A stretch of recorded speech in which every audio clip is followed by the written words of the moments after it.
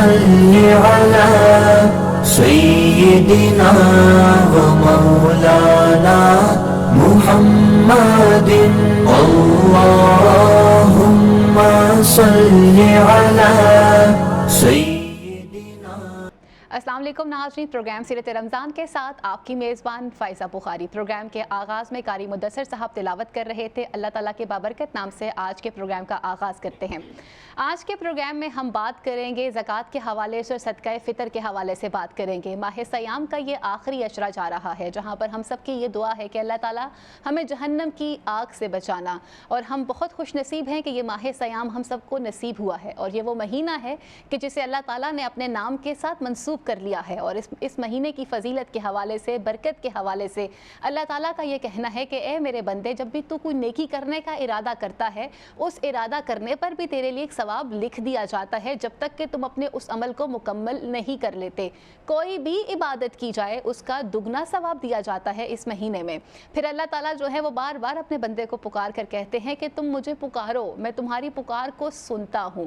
اسی مہینے میں جہاں پر ہم اپنے آپ کو بھوک پیاس کی طرف لے کر چلتے ہیں، کھانے پینے سے روکتے ہیں، وہیں ہم تزکیہ نفس کرنا بھی سیکھتے ہیں.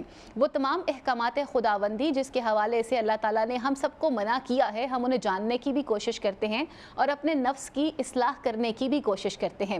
پہلا عشرہ ہمارے لیے رحمت لے کر آتا ہے، دوسرا عشرہ ہمارے لیے مغفرت لے کر آتا ہے، اور تیسرا عشرہ جس کی ضرورت ہمیں برزخ کا سفر کرنے کے بعد اس دن پڑے گی جہاں اللہ تعالیٰ ہم سب کو ہمارے نامہ اعمال دے رہے ہوں گے، اور یہ دعا ہم وہاں پر مانگ رہے ہوں گے کہ اللہ تعالیٰ ہمیں جہنم کی آگ سے بچا لیا جائے. بے شک اللہ تعالیٰ غفور الرحیم ہے، اور یہ ماہ سیام ہم سب کو بڑی خوش نصیبی سے ملتا ہے کہ جہاں پر ہم اللہ کی عبادت بھی کرتے ہیں، اللہ تعالیٰ سے اس کے رحمان ہونے سے، اس کی رحمانیت کا سوال بھی کرتے ہیں، اور اس سے یہ دعا کرتے ہیں کہ اپنا کرم ہم پر نازل فرمائے. اللہ تعالیٰ سے جہاں ہم یہ تمام دعائیں بھی مانگ رہے ہوتے ہیں، وہیں پر رمضان کا مہینہ ہمیں یہ بھی سکھا رہا ہوتا ہے کہ ہم نے دوسروں کا خیال کس طرح سے رکھنا ہے. تزکیہ نفس تو کرنا ہی کرنا ہے، توبہ بھی کرنی ہے اور استغفار بھی کرنا ہے، لیکن اس تمام عوامل کے ساتھ ساتھ اللہ تعالیٰ کا قرب کس طرح سے حاصل کرنا ہے. نماز بھی پڑھنی ہے، عبادت بھی کرنی ہے، خشوع اور خضوع کے ساتھ کرنی ہے، لیکن کچھ احکامات ایسے ہیں کہ جن کے حوالے سے ہمیں حقوق العباد بھی ادا کرنے ہیں. آج کا جو ہمارا موضوع ہے صدقہ فطر کے حوالے سے، اور اسی کے ساتھ ساتھ زکوٰۃ کے حوالے سے، یہ دونوں چیزیں کتنی ضروری ہیں. زکوٰۃ کے حوالے سے اگر ہم قرآن پاک کی طرف رجوع کرتے ہیں تو اللہ تعالیٰ کے واضح احکامات نظر آتے ہیں جس میں یہ ارشاد کیا جاتا ہے کہ زکوٰۃ کا انکار کرنے والا کافر ہے. ایک اور دوسری جگہ پر ارشاد خداوندی ہے کہ زکوٰۃ ادا نہ کرنے والے کو قیامت کے دن سخت عذاب دیا جائے گا. ایک اور جگہ پر ارشاد کیا جاتا ہے کہ زکوٰۃ ادا نہ کرنے والی قوم جو ہے وہ قحط سالی کا شکار ہو جاتی ہے. زکوٰۃ کا منکر قیامت کے دن جہنم میں ہوگا. زکوٰۃ ادا کرنے والے قیامت کے دن ہر قسم کے غم اور خوف سے محفوظ ہوں گے. اور اگر ہم بات کرتے ہیں صدقہ فطر کے حوالے سے، تو یہ وہ تمام تر چیزیں ہیں کہ جس کے بعد ہمارے جو روزے ہیں ان کے ساتھ ایک لازم و ملزوم چیز ٹھہرا دی جاتی ہے کہ جس سے ہمارے اگر ہم سے ڈیورنگ روزہ کوئی بھی کوتاہی، کوئی بھی کمی رہ جاتی ہے تو اسے پاک صاف کرنے کا ایک طریقہ رکھا جاتا ہے. آج ہم اپنے علماء کرام سے جانیں گے کہ زکوٰۃ کس طرح سے ادا کی جاتی ہے، اور صدقہ فطر کے حوالے سے شریعت ہمیں کیا حکم دیتا ہے. اور شریعت کے اگر احکامات کی بات کی جائے تو اگر ہم زکوٰۃ کی طرف رجوع کرتے ہیں تو جیسے زکوٰۃ کے بارے میں، زکوٰۃ نہ ادا کرنے والوں کے بارے میں اللہ تعالیٰ نے اپنے کچھ احکامات قرآن پاک میں ہمیں بتائے ہیں.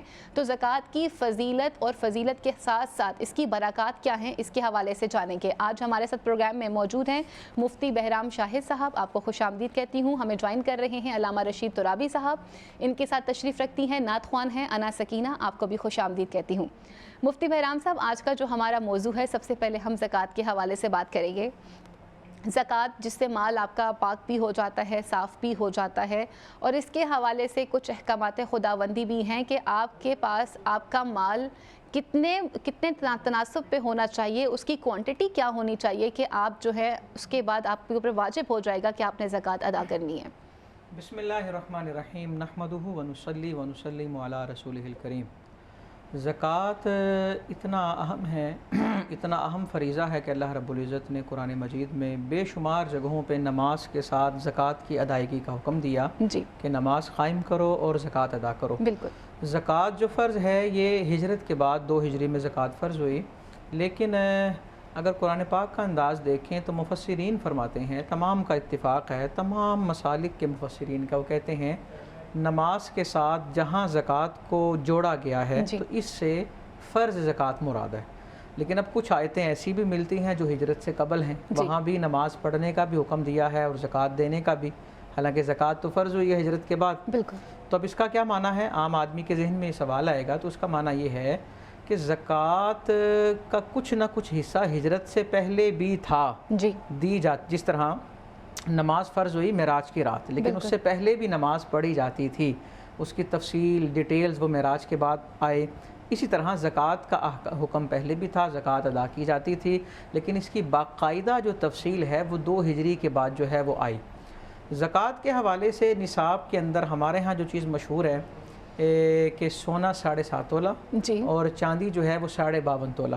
ٹھیک۔ لیکن اگر ہم پرانی کتابوں میں دیکھیں تو اس وقت کہا جاتا تھا کہ سونے کا جو نصاب ہے اس کو 20 مسقال کہا جاتا تھا، ٹھیک۔ اور چاندی کا جو نصاب ہے اس کو 200 درہم کہا جاتا تھا۔ ٹھیک۔ پھر جب دور بدلا تو انہوں نے 200 درہم کا وزن کیا تو وہ 52.5 تولہ چاندی نکلا، اور 20 مسقال سونے کا جب وزن کیا تو وہ 7.5 تولہ نکلا۔ ٹھیک۔ اب اسی طرح تیسری چیز زکوٰۃ کے اندر دیکھی جاتی ہے مال تجارت، اور اس کے بعد سائمہ کا ایک لفظ ملتا ہے سین کے ساتھ، جی کہ یہ زکوٰۃ کے اندر آتا ہے۔ سائمہ کا مطلب ہوتا ہے ایسے جانور جو سال کا اکثر حصہ جنہیں اپنے خرچے سے چارہ نہ ڈالا جاتا ہو، جی جو سرکاری زمینوں پر چریں، اور اگر ایک آدمی نے جانور اتنے زیادہ رکھے ہیں لیکن ان کو چارہ وہ جیب سے ڈالتا ہے تو پھر ان پر زکوٰۃ نہیں لگتی۔ اچھا، پھر اس کے اندر ساتھ یہ دیکھا جاتا ہے کہ زکوٰۃ کی ادائیگی کے لیے کچھ لوگ یہ سمجھتے ہیں کہ اگر سونا ہے تو وہ پورے 7.5 تولہ ہونا چاہیے، جی اور اگر چاندی ہے تو وہ 52.5 تولہ ہونی چاہیے۔ حالانکہ فقہ حنفی کی روشنی میں جس کے پاس صرف سونا ہے، پہلے تو یہ پیسے روپے رقم اس طرح کی چیزیں نہیں ہوتی تھی نا، سونا اور چاندی درہم اور دینار ہی ہوا کرتے تھے، تو اگر صرف سونا ہے تو جب تک 7.5 تولہ نہیں ہوگا تو زکوٰۃ نہیں۔ اگر سونے کے ساتھ کچھ چاندی بھی ہے، کچھ کیش بھی ہے، تو پھر 52.5 تولے والا نصاب، مثال کے طور پہ اگر آج 52.5 تولہ چاندی کی قیمت تقریباً 1,36,000 کے قریب ہے، تو اس کا مطلب یہ ہے کسی کے پاس اگر آدھا تولہ سونا اور 1-2 ہزار روپے پڑے ہیں تو اس پر زکوٰۃ فرض ہو جائے گی۔ اچھا، پھر ایک شرط اور ہے زکوٰۃ فرض ہونے کے بعد، اور اکثر لوگ اس شرط کو سمجھنے میں غلطی کا شکار ہیں، اس کو کہتے ہیں حولان حول۔ جی حولان حول کا مطلب ہے سال کا گزر جانا۔ جی اس کو سمجھنا بڑا ضروری ہے کہ سال گزرنے کا مطلب کیا ہے۔ سال گزرنے کا مطلب یہ ہے کہ مثال کے طور پہ آج 23واں روزہ، جی آج ایک آدمی نصاب کا مالک بنا، نصاب کا مالک بنا، اس کے پاس اتنی قیمت آ گئی جس میں 52.5 تولہ چاندی خریدی جا سکتی ہے۔ آپ احتیاطاً سمجھ لیں ایک آدمی آج کے دن 1.5 لاکھ کا مالک بنا۔ بالکل۔ اب آئندہ برس جب 22واں روزہ آئے گا، 23واں نہیں کیونکہ ایک دن پہلے سال ہو جائے گا، جی جب 22واں روزہ آئے گا تو اس دن وہ نصاب کا مالک ہے۔ نصاب کا مالک کا مطلب ہے کہ اس دن 52.5 تولے چاندی کی قیمت وہ رکھتا ہے، قرض مائنس کر کے، اور یہ قیمت حاجات اصلیہ، ضرورت اصلیہ، استعمال کی چیزوں سے ہٹ کے ہو، اگر ہے تو پھر اس پر زکوٰۃ فرض ہے۔ اس کا مطلب یہ ہے دوران سال وہ زیرو ہو گیا ہو، دوران سال وہ مائنس میں چلا گیا ہو، دوران سال کچھ بھی نہ ہو، اس کا کوئی اعتبار نہیں۔ پھر ایک چیز، سال پورا ہونے سے 2 دن پہلے اس کے پاس 10 لاکھ آ گیا، اب باقی پیسوں پر تو سال نہیں گزرا، بالکل، لیکن جب زکوٰۃ کا دن آئے گا تو چونکہ اس کے نصاب پر سال گزرا ہے، نصاب پر سال گزرنا شرط ہے، ہر مال پر سال گزرنا شرط نہیں۔ ٹھیک ہو گیا۔ سال پورا ہونے سے 2 دن پہلے بھی جو مال آیا ہے وہ سارا زکوٰۃ کے اندر شامل ہوگا اور اس کی زکوٰۃ دی جائے گی۔ اور زکوٰۃ کتنی بنتی ہے؟ تقریباً 2.5%، 40واں حصہ جس کو کہا جاتا ہے۔ اور جس طرح آپ نے کہا نا، زکوٰۃ دینے کا حکم بھی ہے، زکوٰۃ دینے کی فضیلت بھی ہے، اور تیسری چیز وہ یہ ہے کہ زکوٰۃ دینے سے عقل کہتی ہے مال کم ہو جائے گا، اللہ فرماتا ہے مال بڑھ جائے گا، پہلے سے بھی زیادہ ہو جائے گا۔ اور اس کی بڑی خوبصورت مثال، وہ جانور جو حلال نہیں، کئی جانور ایسے ہیں ایک وقت میں ان کے بچوں کی 8-8 10-10 بچوں کی ولادت ہوتی ہے، لیکن وہ معدوم ہے، نادر ہے، اور حلال جانور بکری ایک وقت میں ایک پیدا ہوتی ہے، بالکل۔ ہر سال اربوں قربان ہو جاتے ہیں، لیکن اور اللہ پھر ان کی اتنے عطا کر دیتا ہے، ان کی یہ کوانٹٹی برکت ہے۔ بڑھا دیتا ہے، اس کی برکت ہے۔ علامہ صاحب وہ کہتے ہیں نا کہ سب سے خوبصورت جو تجارت ہے وہ ہے جو آپ اللہ کے ساتھ کرتے ہیں، اور جب آپ اللہ کے ساتھ کوئی تجارت کرتے ہیں تو پھر اس میں فائدہ ہی فائدہ ہے۔ آج کا جو ہمارا موضوع ہے یہ ایک شریعت کے پوائنٹ آف ویو سے اگر اس کو دیکھا جائے، کیونکہ ہمارے درمیان بہت سے صاحب استطاعت لوگ ایسے ہیں کہ جو شاید اپنے مال کے حوالے سے یا تو خبر نہیں رکھتے ہیں، اگر خبر رکھتے ہیں تو شاید وہ دل نہیں رکھتے ہیں کہ اسے اللہ کی راہ میں خرچ کیا جائے۔ مجھے اور میرے ناظرین کو یہ بتائیے کہ زکوٰۃ ادا کرنے کی فضیلت کیا ہے؟ اعوذ باللہ من الشیطان الرجیم، بسم اللہ الرحمن الرحیم، الحمد للہ والصلاۃ علی اہلہا، اما بعد۔ بات چل رہی ہے زکوٰۃ کی۔ جی، اللہ رب العزت نے قرآن مجید میں جہاں جہاں بھی نماز کا ذکر فرمایا وہاں وہاں زکوٰۃ کا تقریباً 47 آیات بلا فاصلہ جی، وَأَقِیمُوا الصَّلَاۃَ وَآتُوا الزَّکَاۃَ، یہ ہے زکوٰۃ۔ جس طرح میرا عزیز بتا رہا تھا کم نہیں ہوتی بڑھتی ہے۔ زکوٰۃ کا ایک ہے لغوی معنی، ایک ہے اصطلاحی معنی۔ جی، آپ یہ موسم خزاں میں آتے ہیں سارے پتے جھڑ جاتے ہیں، جب بہار آتی ہے تو اس سے کونپلیں نکلتی ہیں، بہت خوب، ایک نہیں چار چار نکلتی ہیں، بالکل، 5 نکلتی ہیں۔ بالکل، وہ جہاں سے کونپل نکلتی ہے نا زیادہ، ہاں جی، زکوٰۃ اس کے لیے بولا جاتا ہے۔ تو اس سے پتہ چل جب پتے جھڑے تھے، درخت تو تھا بالکل، لیکن ایک بہار جب آئی تو اس سے کتنے کتنے پھول، کتنے کتنے پھل اور کتنے یہ، اس سے پتہ چلا یہ زکوٰۃ جو ہے اس سے رزق بڑھتا ہے، گھٹتا نہیں ہے۔ بہت خوب، اکثر لوگ نماز نہیں پڑھتے، اللہ کے دیندار ہیں، اور میں آپ کو بتا دوں واجبات الہیہ میں سے ہے یہ جو ہے نا زکوٰۃ، واجبات الہیہ میں سے ہے۔ جی، ہمارے ہاں مذہب تشیع میں 10 واجبات الہیہ ہیں، جی، نماز، روزہ، حج، زکوٰۃ، خمس، جہاد، امر بالمعروف، نہی عن المنکر، جی، تولا، تبرہ، ان کو ہم کہتے ہیں ارکان دین۔ بالکل، ایک دو چیزیں، ایک ہے نہ پڑھنا نماز، ایک ہے انکار کرنا، ایک ہے زکوٰۃ نہ دینا، ایک ہے انکار کرنا، بالکل، ایک ہے حج نہ کرنا، ایک ہے انکار کرنا۔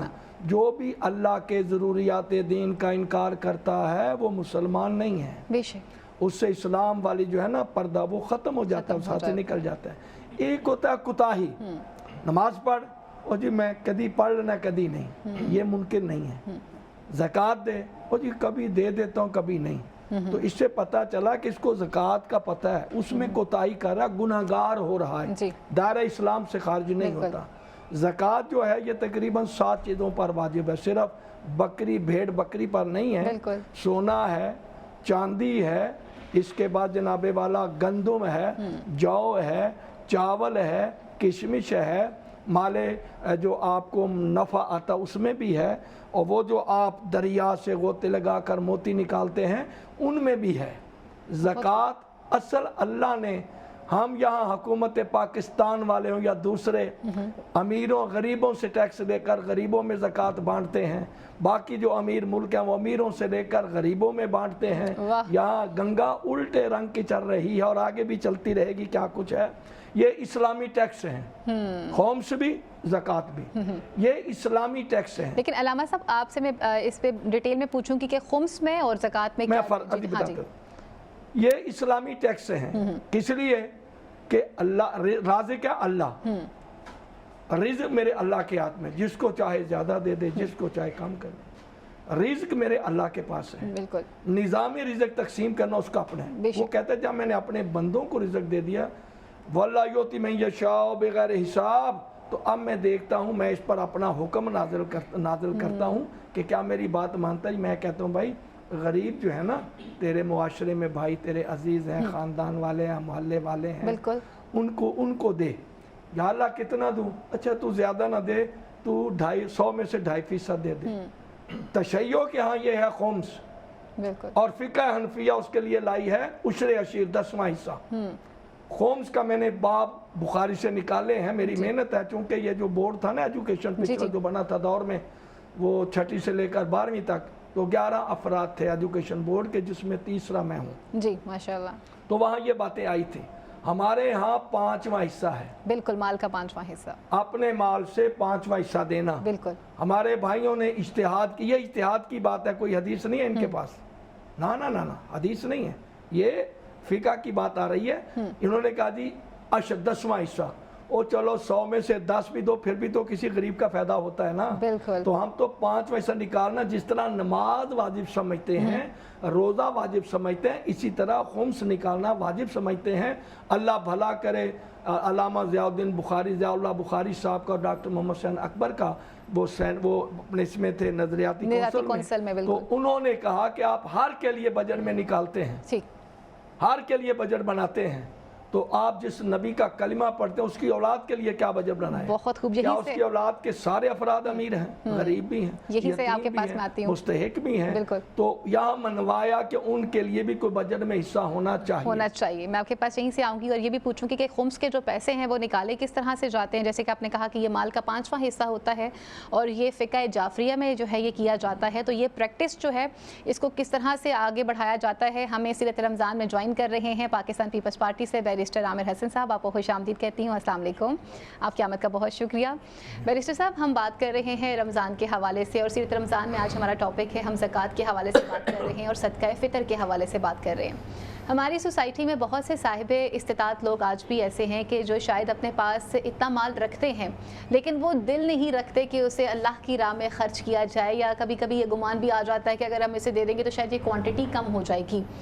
تو آپ اس سوچ کو کس طرح سے دیکھتے ہیں؟ اور بالخصوص یہ جو ماہ سیام آتا ہے جس میں ہم یہ پریکٹس کرتے ہیں کہ ہم نے روزہ رکھنا ہے، اپنے آپ کو کھانے پینے سے روکنا ہے، تو یہ ہمیں اس کے ساتھ ساتھ اور کیا میسیجز دے رہا ہوتا ہے؟ جی بہت شکریہ۔ دیکھیے، میں تو سمجھتا ہوں کہ اسلام دین فطرت بھی ہے، بے شک، اور اس خدا کا دین ہے جو خود غائب ہے، نظر تو نہیں آتا، بے شک، تو اس کے ارکان کا، جو بھی اسلام کے ارکان ہیں، جی، ان کا مقصد کوئی ظاہر نہیں ہو سکتا، ان کا مقصد بھی کوئی غائب ہو سکتا ہے، باطن ہو سکتا ہے، یا اس کی کوئی اسپرٹ ہو سکتی ہے۔ آسان زبان میں بات کریں کہ ہر چیز کی ایک روح ہوتی ہے اور ایک ظاہر ہوتا ہے، بالکل، تو جو اراکین اسلام ہیں ان کی کوئی روح ہے۔ جیسے کہ ہم رمضان میں لیتے ہیں، آج کل میں ابھی آیا ہوں تو آپ کے اسٹوڈیو میں آتے مجھے دیر بھی ہوئی، کہ ایسے لگتا ہے کہ یہ کھانے پینے سے ممانعت کا مہینہ نہیں ہے، یہ تو کھانے پینے پہ کھلا ٹوٹ پڑنے کا مہینہ ہے۔ جیسے دکانیں اور بازار سجے ہوئے ہیں، اس سے تو یہ لگ رہا ہے کہ میری بھوک بڑھانے کے لیے بازار سجے ہیں، تو وہ اس کا مطلب ہے کہ جو روح تھی اس کی روزے کی، وہ تو یہ تھی کہ آپ نے کم کرنا ہے۔ اور میں ہمیشہ کہتا ہوں کہ اگر کسی گھر کا بجٹ بڑھتا ہے رمضان میں تو وہ اتنا یقین رکھ لے کہ وہ روزے نہیں ہیں اس کے۔ اگر عام مہینے سے زیادہ بجٹ ہو گیا ہے تو یہ روزہ نہیں ہے، کیونکہ خدا کا مقصد تو عام مہینے سے کم تھا اس کا بجٹ کرنا۔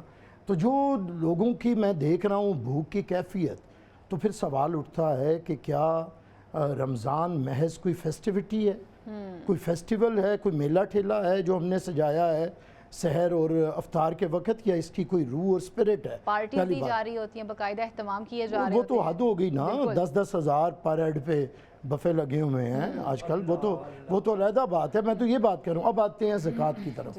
میں سمجھتا ہوں زکوٰۃ بالکل مالداروں کو، ہر ریلیجن نے کیا ہے، جیسے ابھی علامہ صاحب فرما بھی رہے تھے، سوسائٹیز کے اندر تو بہت زیادہ ہے، اہل یہود کے ہاں تو یہ بہت زیادہ ہے، انہی کی بنائی کمپنیز میں تو پھر 10% پبلسٹی تک پہ خرچ کیا جاتا ہے، پھر چیریٹی پہ بہت خرچ کیا جاتا ہے، تو یہ سب میں ہے۔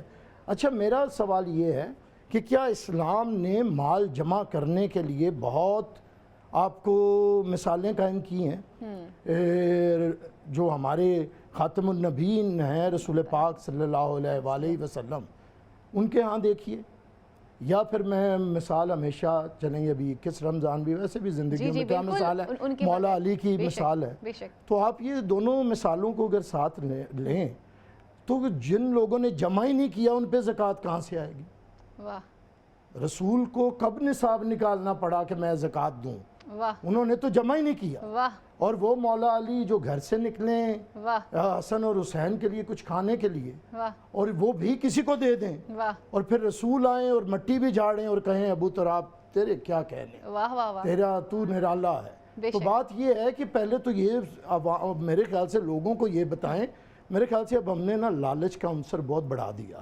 لالچ کا عنصر یہ ہے کہ ہر ایک میں قرآن ہمیں تدبر تفکر کا کہتا بے ہے، شک۔ ہم نے تدبر تفکر چھوڑ کے گیس پیپر نکال دیا، فلاں صورت 3 دفعہ پڑھو تو پورا قرآن، فلاں ایسے، تو اس کا مطلب ہے تدبر تفکر نہ کرو، بس یہ ایک گیس پیپر آیا ہوا بس ہے، اس یہ کو فلاں repeat، فلاں پڑھتے جاؤ، اس میں بالکل۔ پورے قرآن کا ثواب ہے، اس میں فلاں کا ثواب ہے۔ اسی طرح زکوٰۃ میں میں نہیں سمجھتا کہ زکوٰۃ آپ اس طرح بتائیں کہ اس سے مال بڑھتا ہے، اس طرح بتائیں کہ اسلام مال کے بہت جوڑنے کی آپ کو تبلیغ نہیں کرتا۔ بے شک، بے شک۔ آپ کے لیے کیا رسول خدا نے مال جمع کیا ہے؟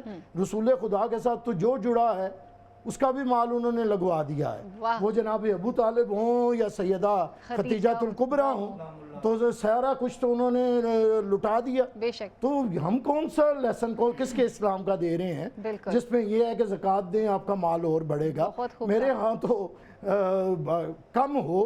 کم ہونے کے لیے یہ ہے، یہ جو روزے ہیں یہ متقی بنانے کے لیے ہیں، لیکن مجھے ایک روزے متقی نہیں بنا سکے، 30 اگلے نہیں بنا سکے، تو اس کا مطلب ہے مجھے اندر جھانکنا پڑے گا۔ بالکل۔ متقی کا مطلب جو یہی آسان تزکیہ کیا ہے نفس علماء کرنا نے پڑے گا۔ وہ پرہیز ہے، بالکل۔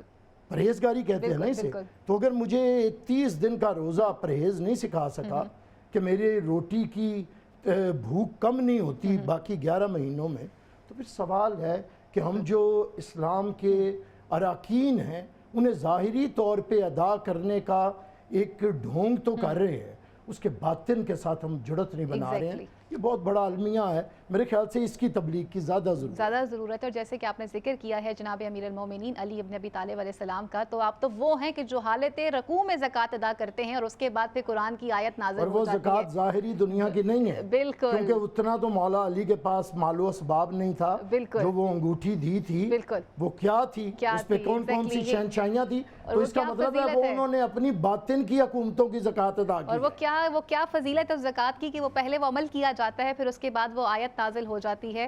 انا سکینہ، ایک خوبصورت سا کلام آقا دو جہان حضرت محمد مصطفیٰ صلی اللہ علیہ وسلم کی بارگاہ اقدس میں پیش کیجیے۔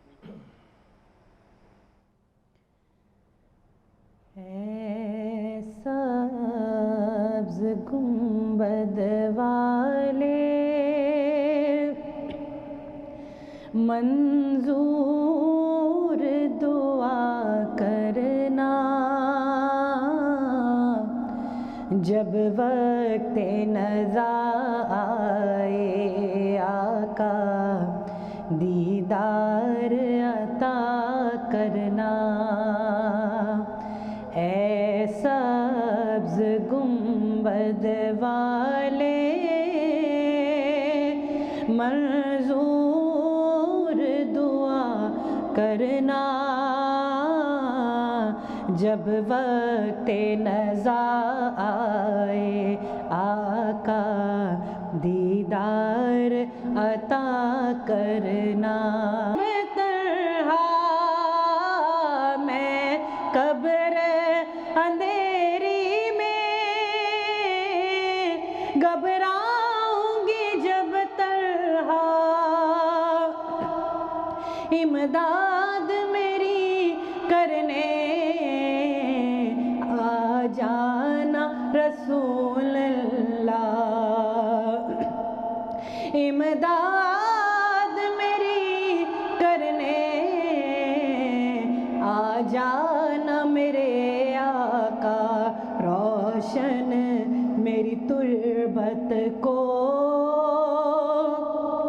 للہ ذرا کرنا، جب وقت نزا آئے آقا دیدار عطا کرنا۔ اور مجرم ہو زمانے کا محشر میں برہم رکھنا، رسوائے زمانہ ہوں کملی میں چھپا لینا، رسوائے زمانہ ہوں کملی میں چھپا لینا مقبول دعا میری محبوب خدا کرنا جب وقت نزا آئے آقا دیدار عطا کرنا اے سبز گنبد والے منظور دعا کرنا جب وقت نزا آئے آقا دیدار عطا کرنا۔ سبحان اللہ سبحان اللہ، یہ ایک اتنی خوبصورت دعا ہے کہ جو شاید ہر مومن کی، ہر مومنہ کے دل کی یہ دعا ہے، اور ہم تو خوش نصیب ہیں کہ اللہ تعالیٰ نے ہمیں آپ صلی اللہ علیہ وسلم کا امتی بنا کر بھیجا ہے، اور آپ کی مدحت ہم کیسے بیان کر سکتے ہیں؟ ہم تو ایک کاوش کر سکتے ہیں کہ آپ کی مدحت تو خود خالق کائنات کرتا ہے، وہ جو تمام جہانوں کا پالنے والا ہے، وہ خود کہتا ہے کہ میں اور میرے فرشتے آپ پر درود بھیجتے ہیں، آپ اور آپ کی آل پر درود بھیجتے ہیں، اور آپ کی آل وہ ہے کہ جس کے بارے میں خود قرآن میں آتا ہے انما یرید اللہ لیذھب عنکم الرجس اہل البیت ویطہرکم تطہیرا۔ تو آپ کی تعریف ہم بیان نہیں کر سکتے، ہم صرف ایک کاوش کر سکتے ہیں۔ ہماری یہ کوشش ہے کہ ہم بھی ان لوگوں میں شامل ہو جائیں کہ جہاں ان لوگوں کا نام آئے کہ جو لوگ آپ کی خدمت میں آپ کے لیے کچھ کہتے ہیں، آپ کی تعریف بیان کرتے ہیں۔ مفتی صاحب، ہم آج جو ہمارا ٹاپک ہے، ہم جس حوالے سے بات کر رہے ہیں، ہم نے دیکھا کہ ایک اسکول آف تھاٹ یہ بھی پائی جاتی ہے کہ جیسے ہی وہ مہینہ قریب آتا ہے کہ جہاں آپ کے مال سے پیسے ڈیڈکٹ ہونے ہیں یا ان پیسوں کو نکالا جانا ہے، تو وہ ایک خاص قسم کی سوچ یہ بھی پائی جاتی ہے کہ لوگ بینکوں سے اپنے پیسے نکالنا شروع کر دیتے ہیں کہ بھائی ان پیسوں کو نکال دیا جائے، یا بلکہ کچھ لوگ ایسے ہیں کہ جو چاہے ہوں گے کسی بھی اسکول آف تھاٹ کے، لیکن وہ ایک اسپیسیفک جو ہے نا اپنے ساتھ ایک فارم بنا لیں گے کہ جی ہمارا تعلق تو جو ہے وہ فقہ حنفیہ سے نہیں بلکہ فقہ جعفریہ سے ہے۔ اس اسکول آف تھاٹ کے حوالے سے آپ کیا کہیں گے؟ بسم اللہ الرحمن الرحیم۔ میں اس کی طرف آتا ہوں، اس سے پہلے کچھ چیزوں کی وضاحت کرنا ضروری سمجھتا ہوں، اور یقیناً حسن ظن رکھتے ہوئے سبقت لسانی کی وجہ سے ایسا ہوا ہوگا کہ ترابی صاحب کہہ رہے تھے کہ 2.5% پہ کوئی حدیث موجود نہیں ہے۔ جی جی تو اچھا عشر پہ، جی جی اچھا عشر کے حوالے سے بھی 10ویں حصے کے حوالے سے بھی احادیث موجود ہیں، جی جی، اور اس کے اندر جو فرق کیا جاتا ہے بارانی زمین کا اور جو ٹیوب ویل سے سیراب کی جاتی ہے، اس کی بھی احادیث موجود ہیں۔ تو میرا خیال ہے ہمیں اپنا موقف ہی بیان کرنا چاہیے، اور دوسرے کے بارے میں کلیم کرنا کہ ان کے پاس کوئی دلیل نہیں ہے، یہ بات مناسب نہیں۔ جی جی، اور ہمارے عزیز بیٹھے ہیں، انہوں نے بھی بڑے جذبے سے باتیں کی ہیں، تو یقیناً میرے لیے محترم ہیں۔ اصل میں بات عقل کی نہیں ہے کہ میرا دل یہ کہتا ہے یا میری سوچ یہ کہتی ہے، بات یہ ہے کہ جو صاحب علم ہیں وہ کیا کہتے ہیں۔ حضرت علی شہر علم کا دروازہ، مولا علی کرم اللہ تعالیٰ وجہ الکریم فرماتے ہیں کہ اگر دین عقل کا نام ہوتا تو میں حکم دیتا موزے کے نیچے مسا کرو، اوپر مسا نہ کرو۔ اب جب اللہ کہتا ہے کہ ربا کم ہوتا ہے اور صدقہ بڑھتا ہے، تو ہمیں نہیں چاہیے کہ ہم کہیں کہ نہیں جناب زکوٰۃ جو ہے وہ اس سے مال جو ہے کم ہونا چاہیے، بڑھنا نہیں چاہیے۔ حضور علیہ الصلوۃ والسلام ارشاد فرماتے ہیں اللہ کی راہ میں دیا ہوا جو صدقہ ہوتا ہے اللہ اس کی پرورش کرتا ہے، اور اتنے سے ذرے کو قیامت کے دن اللہ جب اس کے سامنے لائے گا تو وہ ایک بہت بڑا پہاڑ بن کر آئے گا، اور وہ بہت بڑا آئے گا۔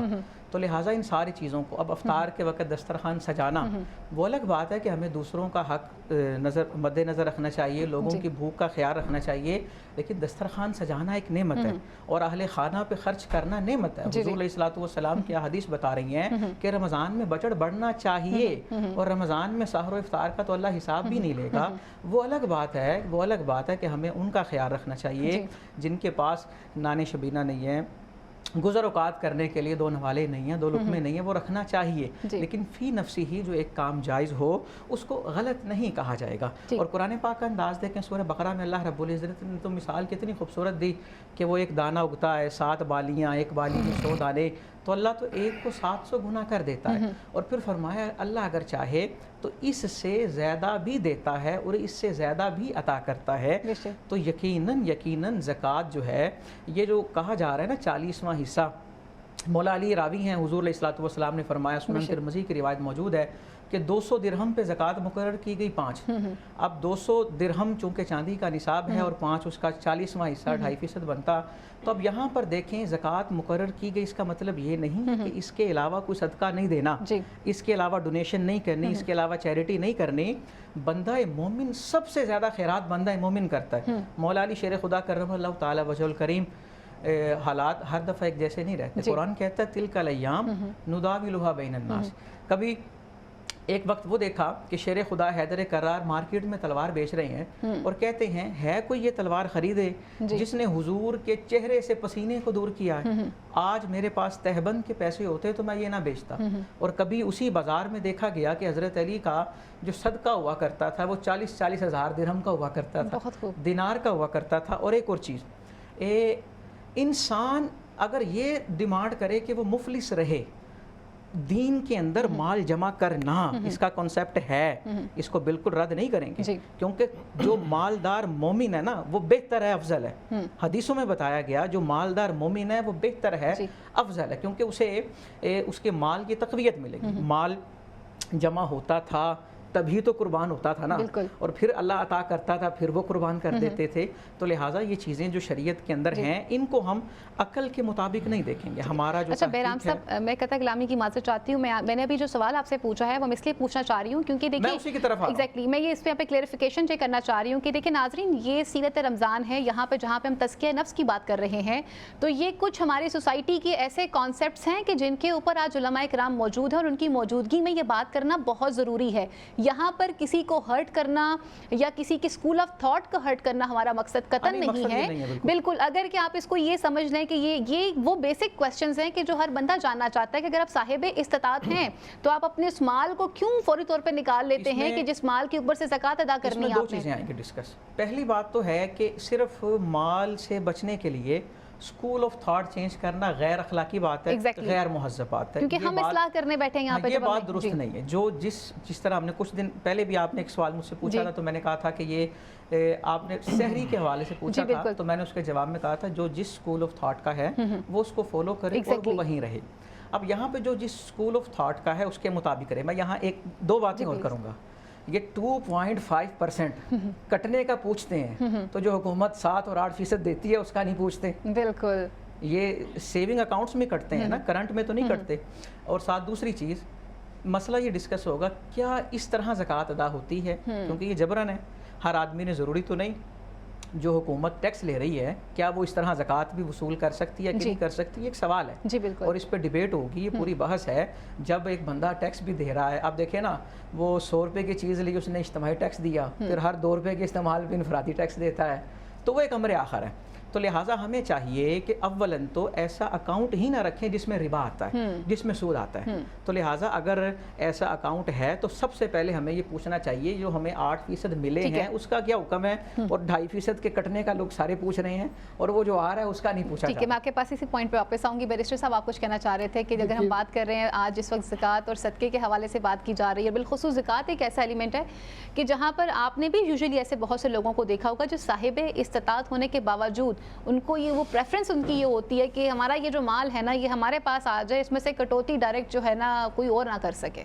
یہ تو انسانی فطرت ہے. انسان فطرتی لالچی ہے، ہوس رکھتا ہے اور وہ یہ کرتا ہے. اور مذہب کا جو بنیادی مقصد ہوتا ہے وہ انسان کی جو حیوانی جبلت ہے اس کے اوپر کنٹرول کرنا ہے. جی بالکل. اور اسی کے لیے ہر مذہب آیا ہے. اور آسمان سے آنے والے مذہب جیسے کہ کامل خاتم النبیین نے کیا ہے اس کا مقصد تو یہی ہے. دیکھیے میں نے جو بات کی، میں تو ایک تو نہ تو بحث کا قائل ہوں، میں نے تو وہ بات کی مولوی صاحب کو پوری اجازت ہے اپنا دسترخوان جتنا مرضی بڑھائیں، میں نے تو ان پہ کوئی قدغن نہیں لگائی. اور اپنے بچوں پہ سارا مال خرچ کریں، میں نے کب کہا کہ آپ نہ کریں، لیکن میں تو ایک اپنی بات کر رہا ہوں، اپنی انڈرسٹینڈنگ کی. جس طرح انہوں نے کہا کہ اپنی بات کریں تو انہیں بھی یہ نہیں چاہیے کہ سب کو سبق نہ دیں، اپنی بات کریں. انہوں نے کیا کہا، انہوں نے کیا، نہیں سنیں تو صحیح، مجھے بات کرنے دینا. آپ نے مجھے، میں نے آپ کو ریفر نہیں، میں تو اپنی بات کروں گا نا جو میرے ہوگی. میرا اسلام وہ ہے جو میں انڈرسٹینڈ کرتا ہوں اور ایبزارب کرتا ہوں. میرے درمیان تو خدا نے اپنے رسول کو رکھا ہے پیغام رساں کے طور پہ. اب کسی اور پہ نہیں ہے کہ مجھے تبلیغ کرے گا اسلام کی نا، کسی کی یہ نہیں ہے، یہ تو ہم نے بنا لیا نا کہ کون عالم ہے اور کون نہیں۔ دیکھیے میں تو بنیادی سوال اگر اس پہ کریں، جی میں نے تو روح کی بات کی ہے۔ اب آئیے ایک وہ سورہ حل عطا کی آیت ہے، روزہ رکھا تھا منت پہ حسنین کے بیمار ہونے پہ، اور رسول پاک نے رکھا، سیدہ پاک نے رکھا، مولا علی نے رکھا، حسنین پاک نے رکھا وہ روزہ، ٹھیک ہے، اور اس میں تو باہر آ گیا کوئی سائل آ گیا، 3 طرح کے سائل آتے رہے اور وہ دیتے رہے، تو انہیں تو یہ پھر یہ تو حدیث کی بات بتا رہے ہیں نا، میں قرآن کی بتا رہا ہوں، تو انہوں نے اپنے بچوں کا نوالا تو کھلا دیا سائل کو، تو یہ کہہ رہے ہیں اپنا دسترخوان ذرا بڑا ہونا چاہیے اور خرچ بڑھنا چاہیے، تو یہ تو روح کے خلاف ہے۔ مطلب آپ کی پرہیزگاری سکھائی ہے، روحانی طور پہ قرآن کے ساتھ جو حدیث ٹکرائے گی تو وہ اسے ویلیو دیں گے، پہلے آپ پہلے یہ تو ضروری ہے۔ دوسری بات، میں تو فرقوں کی بات تو میں تو قائل ہی نہیں ہوں فرقوں کا، کیونکہ میرا رب تو لا تفرقو کہتا ہے، میں تو تلاش میں ہوں کسی اس مرد متقی کی کہ جو مجھے وہ نماز بتائے جو میرے رسول نے پڑھی ہے۔ مجھے تو ہر فرقے والا اپنی نماز بتا رہا ہے اور پھر کہتا بھی یہ ہے کہ یہ میرے رسول نے پڑھی ہے، تو میرے رسول تو نعوذ باللہ کوئی ایک ہی کام کرتے ہوں گے، ایک ہی طرح کرتے ہوں گے، اگر انہوں نے ایک طرح پڑھی ہے تو آپ کے دیکھنے میں کمی ہے، اگر آپ کے تو آپ ہمیں ایک نماز تو پہنچا نہیں سکے، تو اس لیے ہمیں ابھی آپ کو اپنے بڑے کیتھارسس کی ضرورت ہے۔ ہم جو مذہب کی بات کرتے ہیں، مذہب روحانی بالیدگی کا نام ہے، روزہ روحانی بالیدگی کے لیے ہے۔ خدا کو کیا چاہیے، وہ مجھے پرہیز کرا لے 10-12 گھنٹے روٹی سے، اللہ کے کارخانوں میں کس چیز کی کمی ہے کہ اس نے وہ روٹی بچا کے اپنے استعمال میں لانی ہے؟ اصل میں تو وہ میری حیوانی جبلت کی کرنا چاہ رہا ہے تربیت، کہ تجھے سمجھ آئے ایک کہ بھوکا رہا جا سکتا ہے، دوسرا تجھے سمجھ آئے کہ دوسرے کی بھوک کیا ہوتی ہے، تیسرا تجھے یہ سمجھ آئے کہ محض اس ظاہری رزق کے اوپر زندہ نہیں رہا جا سکتا۔ بے شک، یہ کھاتے کھاتے بندے مر جاتے ہیں، اور اس کی میں صرف مثال دوں گا، یہ روزے صرف ہمارے نہیں گزرے، ہمارے مسیحی دوستوں کے بھی گزرے ہیں، وہ 40 روزے، اور وہ مسیح کی وہ آزمائش تھی کہ جس میں مسیح کو خدا نے کہا تھا، اور 40 دن مسیح بھوکے رہے تھے، اور پھر ابلیس آیا اور اس نے کہا کہہ تو میں تجھے روٹی دوں۔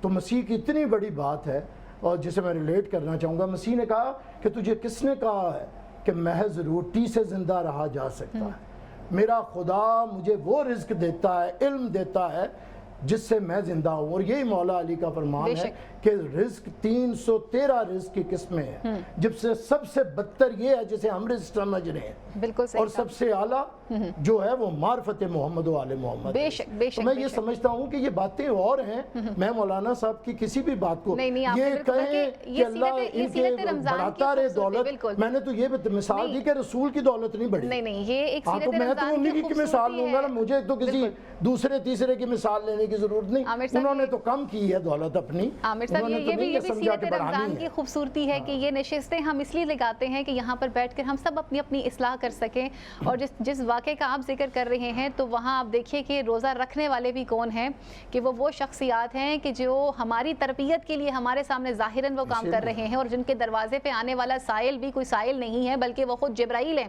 جو سائل بن کر آتے ہیں اور سوال کرتے ہیں اور اپنے سوال کو پورا کر کے جاتے ہیں۔ علامہ صاحب، میں آپ کے پاس آپ ہی کی بات پہ آؤں گی، آپ نے گفتگو کو جہاں چھوڑا تھا آپ نے زکوٰۃ کے حوالے سے اور خمس کے حوالے سے ذکر کیا تھا، میں چاہوں گی کہ یہ جو خمس کے حوالے سے آپ بتا رہے تھے میرے ناظرین کو اور ہم سب کو ڈیٹیل سے بتائیے کہ یہ خمس جو ہے اس کا، جس میں آپ بھی ذکر بھی کر رہے تھے، آپ نے نظریاتی کونسل کا بھی ایک ذکر کیا کہ کس طرح سے ایک کاوش کی گئی ہے، یہ خمس کے جو پیسے ہیں یہ کن لوگوں کے لیے رکھے جاتے ہیں، اور زکوٰۃ جو ہے وہ کن لوگوں پر واجب ہے، کن لوگوں کو دی جا سکتی ہے اور کن لوگوں کو نہیں دی جا سکتی؟ بیٹا فائدہ آپ کا بہت اچھا سوال ہے۔ خمس جو ہے نا یہ صرف آل رسول کے لیے، اولاد رسول کے لیے، بے شک، جناب علی، جناب حسن، جناب حسین، جناب زہرا کی ان کے لیے، بے شک، اور اگر کوئی بھی نہیں ملتا کھانے والا بھوکا تو یہ خمس غیر سید کو بھی دیا جا سکتا ہے۔ جی، اسی طرح زکوٰۃ فطرہ جو ہے جس کے لیے یہ عید الفطر ہے، اس میں سید کا فطرہ غیر سید کھا سکتا ہے، لیکن غیر سید کا سید فطرہ نہیں کھا سکتا، اللہ کی ذات نے اسے حرام کرا دیا ہے۔ یہ مشہور واقعہ ہے، ایک آدمی اس کے باغ میں دعا مانگی تھی، یا رسول اللہ برکت پڑے، وہ ایک खजूर की टोकरी भर कर लाया, बड़े बड़े ताज़ा खुरमे, और पेश किए तो ये खाएं। तो जब ये खाने लगे तो कहते हैं जनाब हसनैन भी खड़े थे, ऐसे हाथ उठाया तो नबी ने फरमाया बेटा असदका तो अलैनल हराम, इसकी नीयत थी मेरे बाग की अपना फल ज़्यादा बढ़े, बरकत बढ़े, ये है, आप खाएं भाई, सारे खाओ। यहाँ तमीज़ हो गई थी कि ये सदका जो है ये आले मोहम्मद के लिए नहीं है, आले मोहम्मद के लिए खुम्स है, बहुत जिसका जिक्र कुरान में भी है, बुखारी शरीफ में भी है, हमारी कुतुब अरबा, असूल काफ़ी, ईमान ला यासुफ की, इस्तबसार, तहजीब, ये सारी भरी पड़ी हैं। खुम्स देना वाजिब समझते हैं, ठीक है ना। अब आइए, ज़कात जो है ये भी वाजिब है, ज़रूरियात दीन में से है। बेशक हम हमारे जब बच्चे को पढ़ा हम यही तरबियत देते हैं। नंबर 2, आप कहते हैं बराबर, बराबर की बात नहीं है, ना ना ना ना, अगर कोई आम 11 महीनों में सांस ले तो वह एक सांस है जी। अगर मून टू मून माह रमज़ान में रोज़ा रख कर सांस ले तो 70,000 नेकी उसके माले अमाल लिखी जाती है। ये मकाम बदल गया, आपकी रूहानियत बदल गई, आपकी अल्लाह ताला ने तुम्हारे लूट से लगा रखी है। हमसे जो टैक्स लेती है हुकूमतें जितनी भी हैं, हम ज़कात ना पहले देते थे ना देंगे, वही मौक़िफ़ है जो हमारा मुफ्ती जाफर हुसैन के, हम ज़कात के मुनकिर नहीं है, ज़कात को हम वाजिब समझते हैं। हम तो उस मौला के मानने वाले जो हालत रुकू में भी ज़कात देते हैं, हालांकि अली पर ज़कात वाजिब नहीं थी।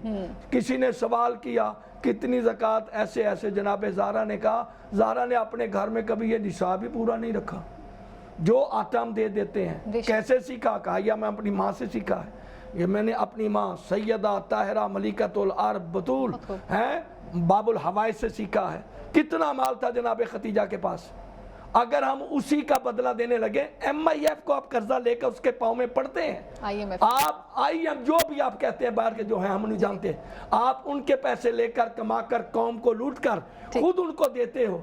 अगर यही आप अपनी नीयत में रखें कि हमने जनाब खतीजा की औलाद को देना जिसका पूरा माल उस ज़माने में दीन के काम आया, शरीयत के काम आया, इस्लाम के काम आया, तो हम उसी का हिस्सा बनाकर दे दें तो आपका रिज़्क बढ़ेगा, अल्लाह भी राज़ी हो जाएगा और अल्लाह का रसूल भी राज़ी हो जाएगा। नंबर 2, वो जो हमारे भूखे हैं, गरीब हैं, मिस्कीन हैं, यतीम हैं, 3 करोड़ पता नहीं कितने लाख हैं बेकारी, 3 करोड़ से ज़्यादा, ये मैंने कल पढ़ा सारा। वो कहते हैं अगर साल का बने तो इतने अरब बनता है, कर्जा उतर सकता है। ये तुमने खुद भिखारी रखे हैं। अब तो मौजूदा हुकूमत ने ये जो ट्रेन चली है इसमें भिखारियों को लाइसेंस दे दे के आप भीख मांग सकते हैं। वैसे अब मैं एक बात करूं, मुझे ये करने, ये बातें उनको चुभनी है तो चुभने दें, मैं जानबूझ कर रहा हूँ।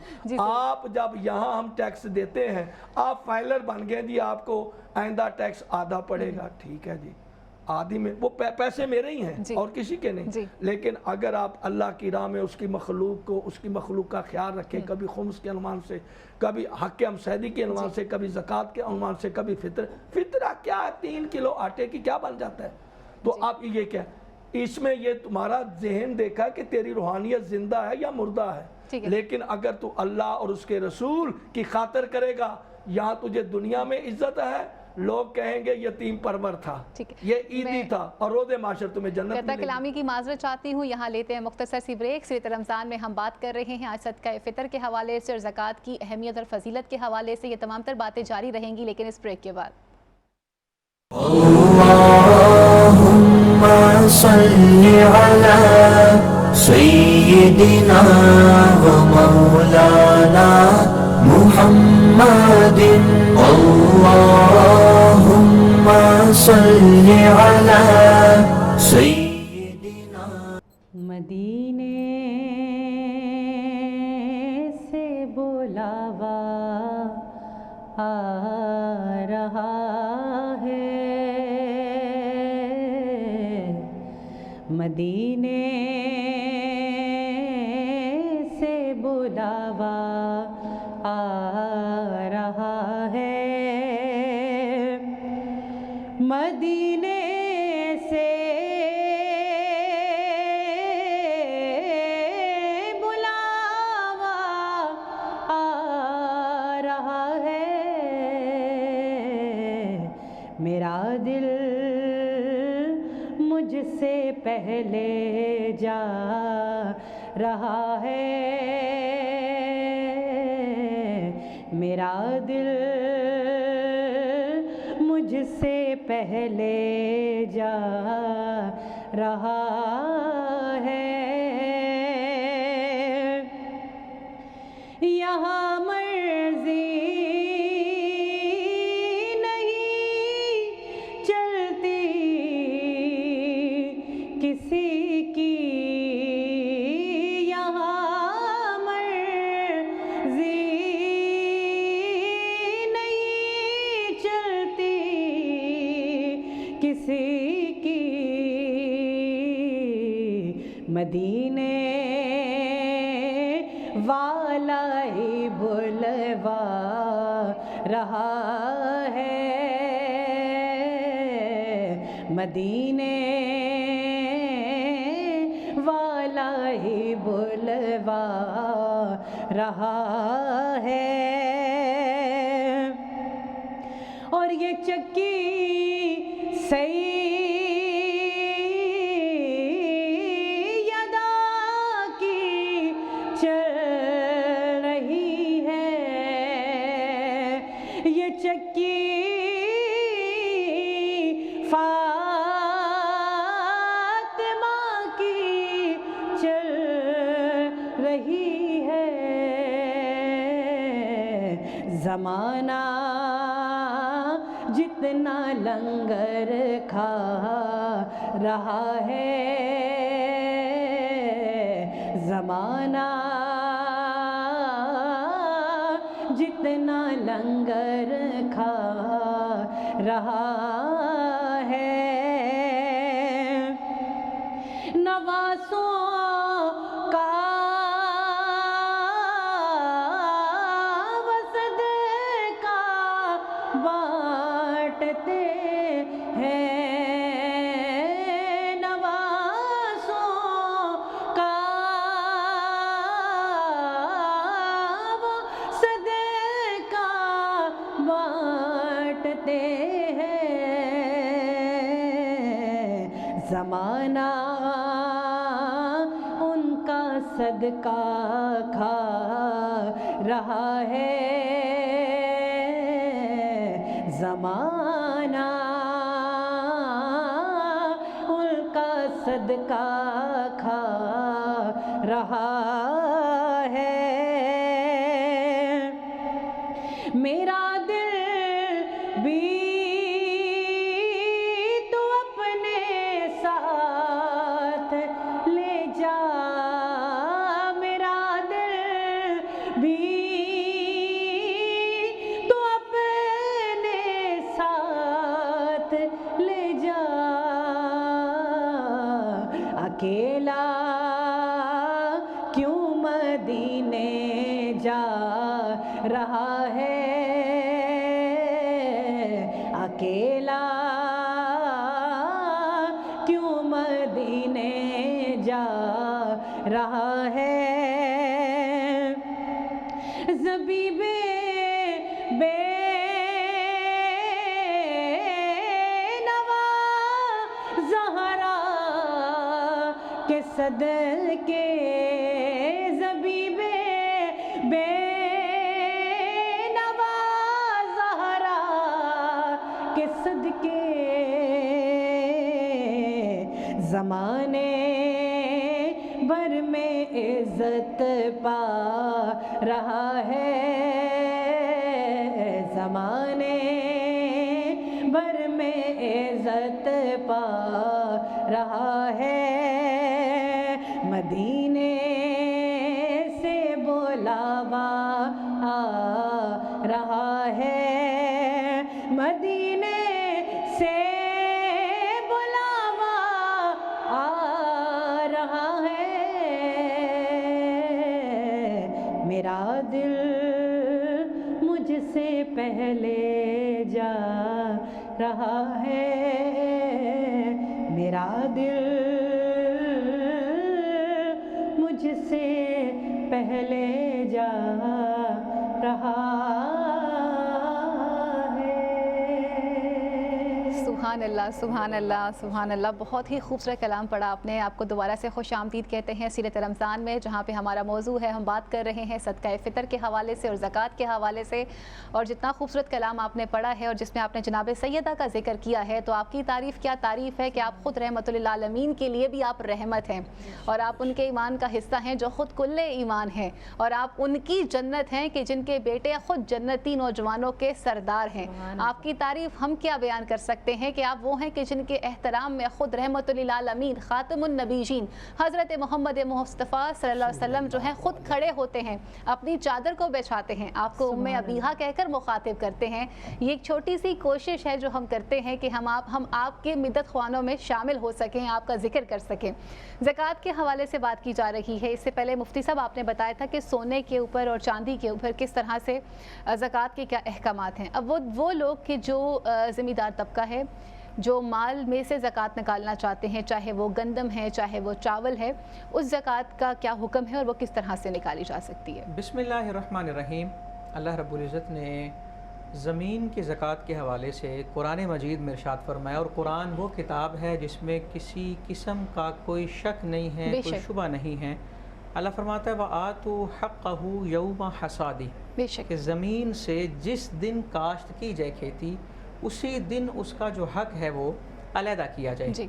और चूँकि अब इसमें दो तरह के लोग होते हैं। एक शख्स होता है जो काश्त का मालिक होता है और एक वो होता है जो ज़मीन का मालिक होता है। तो पैदावार की जो ज़कात जिसको हम उशर कहते हैं, ये वो देगा जो पैदावार का मालिक है। अगर एक शख्स ने ज़मीन ठेके पे दी हुई है तो उसका उस पैदावार से कोई ताल्लुक़ नहीं है, वो अपनी आमदनी वगैरह बाकी चीज़ों को साथ इकट्ठा करे।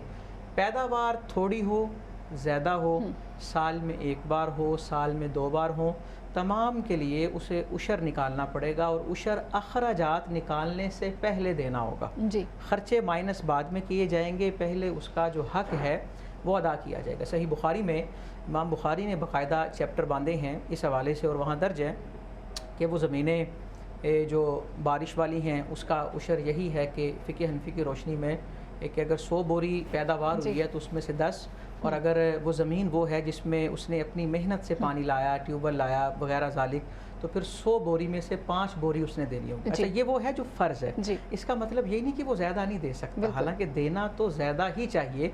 सूरह बकरा में अल्लाह रब्बुल इज़्ज़त ने फरमाया, और ये भी कुरान की आयत, वला तनसबुल फ़ज़्ल बैनकुम, कि फ़ज़ल को ना भूलो।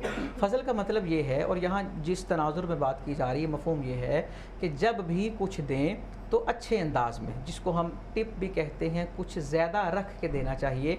और अल्लाह की राह में जब देना चाहिए तो यकीनन उसे ज़्यादा रख के देना चाहिए। और अल्लाह इसी को फरमाता है, और ये भी कुरान ही की आयत है कि अल्लाह को कर्ज़ हसना दो और अल्लाह के यहाँ इसको पाओगे। अल्लाह के यहाँ पाने का मतलब ये है अल्लाह उसे कई गुना बढ़ा देगा और अल्लाह कितना अजर देगा, कितना अजर देगा। जिस तरह कुरान एक जगह कहता है 10 की मिसाल, एक जगह 700 गुना की मिसाल। फिर अल्लाह ने कुरान ही में कहा कि अल्लाह अगर चाहे तो मल्टीप्लायर बढ़ा दे, इससे भी ज़्यादा दे दे।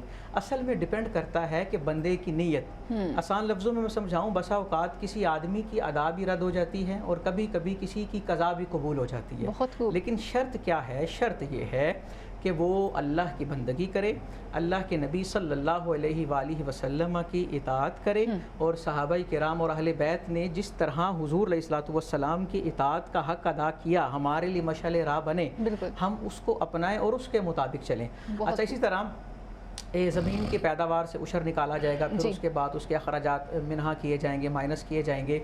अच्छा, इसी तरह कुछ लोग वो होते हैं जो सवाल पूछते हैं क्या ज़मीन की मालियत पर ज़कात होगी कि नहीं।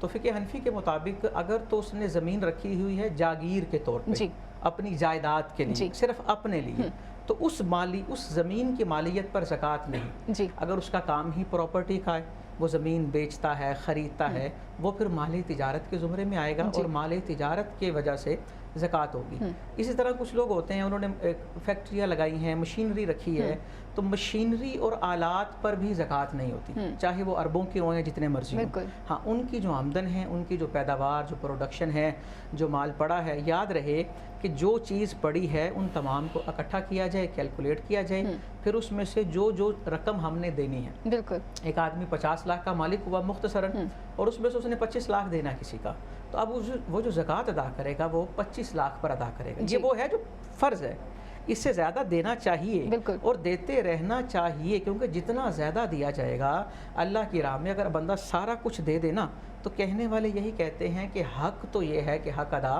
نہ ہوا، لیکن بندہ سمجھے یہ کہ اللہ کو ضرورت نہیں ہے میرے کسی عمل کی، وہ بے نیاز ہے. وہ چاہے تو ابابیلوں سے ہاتھیوں کے لشکر کو شکست دے دیتا ہے. اس کے ہاں قرآن کا انداز دیکھے نا، اللہ رب العزت فرماتا ہے بشر ضعیف ہے، لیکن ضعیف بشر کے اختیار میں قوی جانور ہیں. اونٹ کتنا طاقتور ہوتا ہے، چھوٹا سا بچہ لگام پکڑ کے ہانک کے لے جاتا ہے. بالکل. اور ہانک کے لے جاتا ہے. اللہ نے اس کے تابع کر دیا، اللہ نے لیل و نہار بندے کے تابع کر دیے، اللہ نے سمندر بندے کے تابع کر دیے. سارے بندے کے لیے کام کرتے ہیں، حالانکہ بندہ کمزور ہے. یہ کیوں بندے کے لیے کام کر رہے ہیں، اور بندے کو اللہ یہ اعزاز کیوں دے رہا ہے؟ کیونکہ وہ اللہ کی بندگی کرے. اللہ کی بندگی کا معنی کیا ہے؟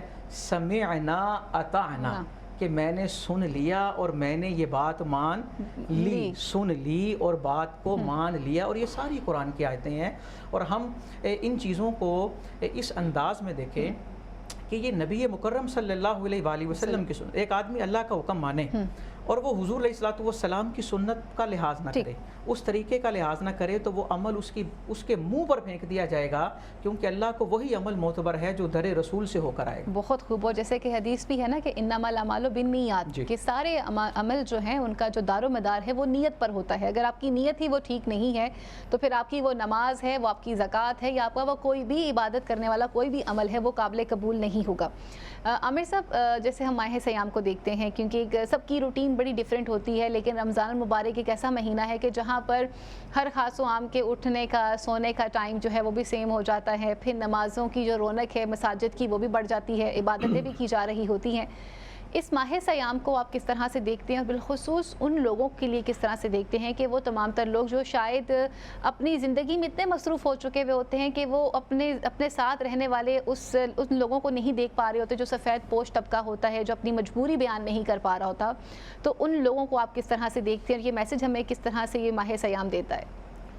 دیکھیے، میسج تو ہر انسان، میں نے پہلے بھی بات کی ہے کہ اپنے مطابق ہی کنسیو کرتا ہے یا ایبزارب کرتا ہے. میسج تو یہ ہے میرے خیال سے، بڑا معیوب کئی دفعہ لگتا ہے آپ کسی کو کہیں کہ میں تمہیں صدقہ دے رہا ہوں، اور آپ کہیں کہ میں کسی کو زکوٰۃ دے رہا ہوں. آپ اس کو ایک اچھے انداز میں بھی اختیار کر سکتے ہیں. یہ رمضان ہے، اپنے دسترخوان کو لوگوں کے لیے وسیع کیجئے بجائے اپنے لیے یا اپنی ذات کے لیے. تو وسیع کریں لوگوں کے لیے، ایسے لوگوں کو جنہیں نہیں، آپ کم از کم آپ گھر کے ملازمین سے شروع کر سکتے ہیں، آپ ارد گرد کے لوگوں سے شروع کر سکتے ہیں. میں یہ جو امیر اور غریب نہیں ہے، جس طرح جسمانی طور پہ کوئی قوی ہوتا ہے اور کوئی ضعیف ہوتا ہے، اسی طرح کوئی معاشی طور پہ قوی ہوتا ہے اور ضعیف ہوتا ہے. اگر آپ کے پاس کوئی زیادہ چیز پہنچ گئی ہے تو اس کا اہتمام کریں. یہ میں تو سمجھتا ہوں کہ یہ بہت خوبصورت انداز ہے. یہ فطرانے کا ایک یہ بھی انداز ہے، آپ ایسا کر لیں، لیکن فطرانے کا یہ بھی انداز ہو سکتا ہے کہ آپ کسی کو یہ کہنے کے کہ تجھے فطرانہ ہے، تو جیسے کپڑے اپنے بچوں کے سلائیں، کسی کو کپڑے دیں، کسی غریب کو کپڑے دیں، اس کے گھر پہنچائیں، فطرانے سے زیادہ ہی جائیں گے. پھر اس وقت تو بندہ حساب لگانے لگتا ہے، میں نے گندم کھائی، چاول کھائی، کہ کھجور کھائے اور کشمش کھائی. تو آپ اپنے جیسا کم از کم اپنے اختیار سے اوپر ہو کے کسی کے ساتھ ٹریٹ کرنے کا طریقہ جو ہے، میرے خیال سے مذہب کی، بلکہ ان کی خوشیوں میں بھی اضافہ ہو جائے گا. اسپرٹ تو مذہب کی یہی ہے. مذہب کی اسپرٹ، ابھی علامہ صاحب فرما رہے تھے وہ جناب قمر والا واقعہ، کہ مولا علی نے اپنا اچھے والا جوڑا انہیں دے دیا کہ تم جوان والا غلام تھے. یہی وہ چیز تھی نا، یہی تھا نا، یہی فطرانہ ہے اصل میں، یہی صدقہ ہے اصل میں، یہی زکوٰۃ ہے اصل میں. میں یہ سمجھتا ہوں کہ انہوں نے ان طریقوں سے بتایا ہے کہ بجائے کہ غریب کو یہ احساس دلاؤ کہ یہ کچھ صدقہ ہے جو ہم پہ واجب ہو گیا ہے اور ہم تجھے دینے لگے ہیں، اسے اپنے ساتھ بٹھا لیں. یہ بھی میرے رسول نے واجب کیا ہے، میرے رسول نے غلاموں کو ساتھ بٹھایا ہے. یہ ابو سفیان اور ابو جہل کو کسی نماز سے مصیبت نہیں تھی، مصیبت یہ تھی کہ محمد جن کے سائے کو اپنے سائے کے ساتھ ملنے نہیں دیتے، انہیں آپ اپنے ساتھ بٹھا لیتے ہیں. انہیں پرابلم تو یہ تھی کہ آپ سیدہ تو آپ کی بیٹی ہیں، لیکن آپ فضا کو بھی بیٹی کہہ کے تو عزت دینے لگتے ہیں۔ بہت خوب، تو یہ نظام کو کچھ اور چیزوں سے مصیبت تھی، نہیں تو کیا آپ سمجھتے ہیں کہ کیا ابو سفیان کے ہاں کچھ بانٹا نہیں جاتا ہوگا؟ بانٹا جاتا ہوگا، وہ بھی بڑے پیسے والے تھے اور انہیں بھی اپنے دولت کے اوپر بڑا ناز تھا، تاریخ بتاتی لیکن ہے۔ بات جو وہ افکار کا فرق تھا، وہ کردار کا فرق تھا، وہ سیرت کا فرق تھا۔ میں سمجھتا ہوں کہ سنت ہی تو اصل میں ہمارے لیے جو سیرت پاک ہے بے شک۔ وہی تو سمجھانے کی چیز ہے۔ میں یہی تو کہتا ہوں کہ ہم لوگوں نے سیرت سے سیکھتے کیوں نہیں ہیں؟ میرے رسول نے کب جا کے کسی کو 61 روپے یا 113 روپے دینے کی کوشش کی ہے؟ میرے رسول نے وہ جمع ہی نہیں کیے۔ انہوں نے بہت خوب۔ زید بن حارثہ کو بھی پاس بٹھا کے اور اسی طرح ٹریٹ کیا ہے جس طرح اپنے بچوں کو کرتے ہیں۔ انہوں نے انس کو بھی اسی طرح، اگر وہ 10 سال کا ان کی خدمت گزاری میں آ گیا تھا تو میرے رسول انہیں بچوں کی طرح ٹریٹ کر رہے تھے۔ تو میرے خیال میں سیرت ہے اور سیرت بڑی واضح ہے۔ بے شک۔ لیکن جب وہ جیسے اقبال کہتا ہے نا کہ یہ امت خرافات میں کھو گئی اور پتہ نہیں، اور حقیقت خرافات میں کھو گئی اور یہ امت روایات میں کھو گئی۔ اب یہ روایات ہمیں ایک روایت یہ ہے، ایک روایت یہ ہے، ایک روایت یہ ہے۔ ابھی تو میں یہی ایک آخری بات کروں گا جو بہت ضروری ہے کہ یہ رمضان کے مہینے میں ایک دفعہ لوگ قرآن کو اس طرح ضرور پڑھیں جس طرح وہ نازل ہوا ہے، اس کی نزولی ترتیب میں، اور وہ اصل میں نزولی ترتیب ہی سیرت النبی ہے۔ بہت خوب۔ جب آپ اقرا بسم ربک الذی خلق سے پڑھیں گے نا تو پھر آپ کو سمجھ آئے گا کہ یہ اقرا کا یہ پہلا دشمن یہ کون ہے؟ ولید بن مغیرہ، جسے اللہ تعالیٰ خدا، اور اسے خدا مجبور ہو گیا اسے گالیاں دینے پہ۔ تو پھر یہ آپ کی سورہ مزمل، سورہ یہ کیوں ہے مزمل؟ یہ کیا ہے مزمل؟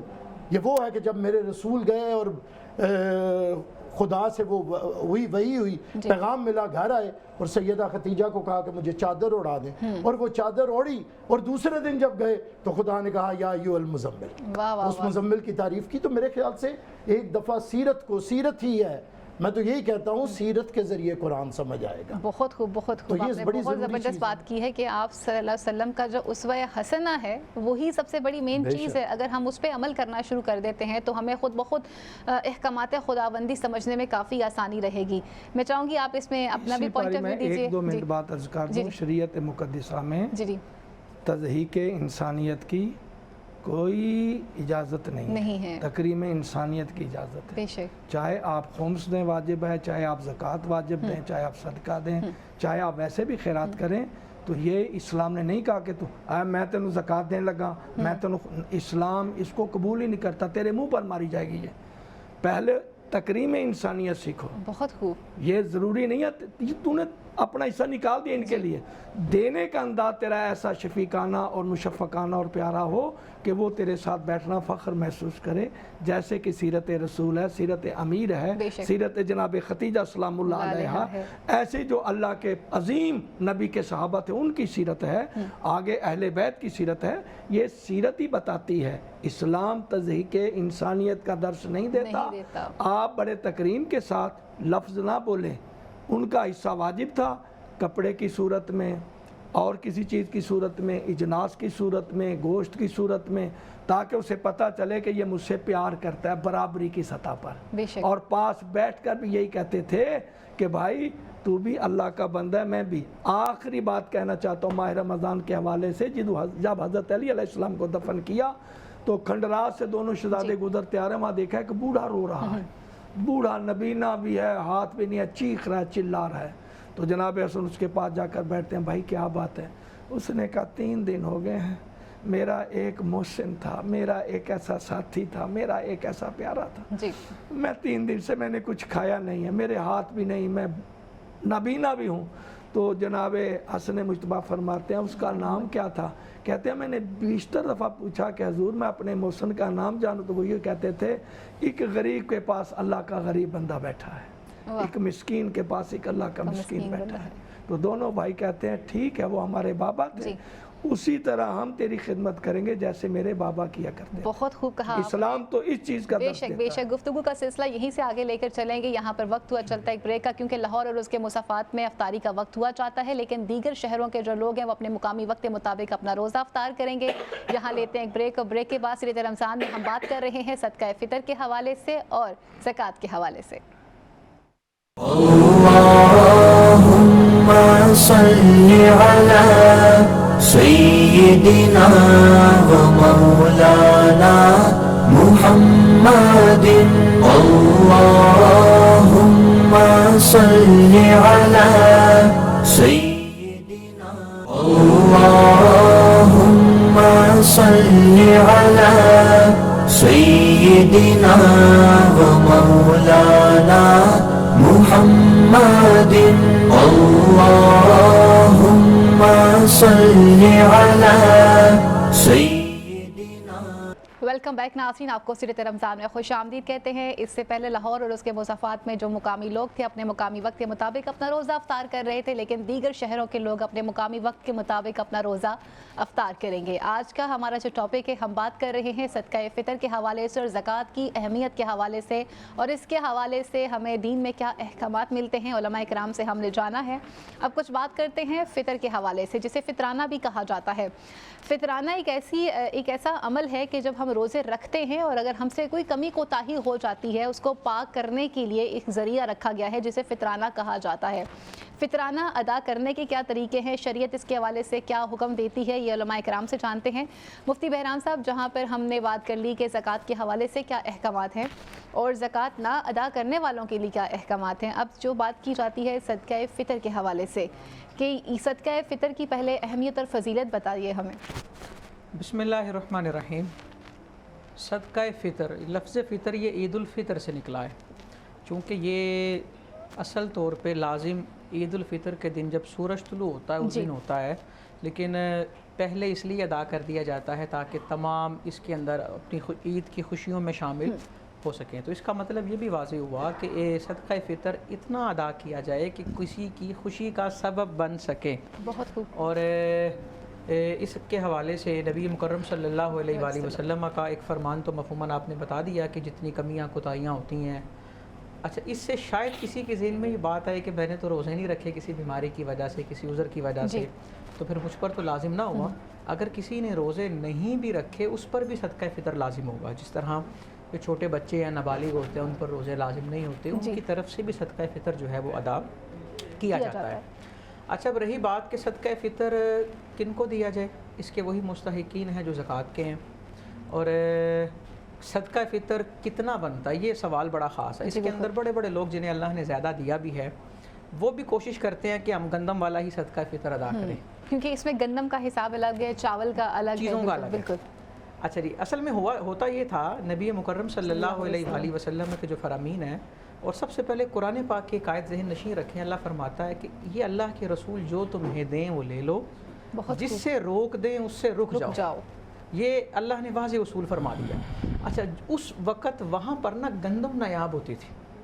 अब आजकल के दौर में जितनी चीज़ें मुनक्का, किशमिश, खजूर, ये चीज़ें हैं, इनके अंदर तो गंदम बड़ी सस्ती है, लेकिन अगर वज़न देखा जाए तो गंदम का कम है और बाकी चीज़ों का जो वज़न है वो ज़्यादा है। वहाँ पर गंदम नायाब थी और गंदम महंगी हुआ करती थी, तो निसाब ये बना, यानी कि सदका फ़ितर ये बना, निस्फ सा कहा जाता था गंदम के लिए और 1 सा खजूरों के लिए, किशमिश के लिए, मुनक्का वगैरह के लिए, बादाम वगैरह के हिसाब से भी दिया जा सकता है।